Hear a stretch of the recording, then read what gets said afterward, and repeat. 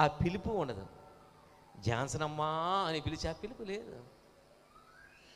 That is, అది only మా అమ్మకే సొంతం. ఆమె 1,00,000 మంది కోట్ల మంది నుంచి పిలిచినా నాకు వినడిపోద్ది ఆ పిలుపు.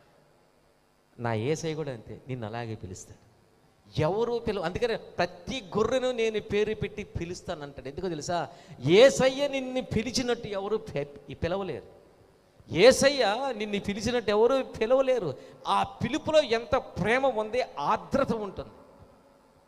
ఆ ప్రేమతో పిలిచే పిలుపు, మీ అమ్మ పిలిచే ఆ పిలుపులో ఎంత ప్రేమ ఉంటుందో, మీ నాన్న పిలిచే పిలుపులో ఎంత ప్రేమ ఉంటుందో, యేసయ్య పిలుపులో కూడా అది తప్ప ఇంకెవరు పిలవలేరు. అందుకని నేను పేరు పెట్టి వాటిని పిలుచుదును.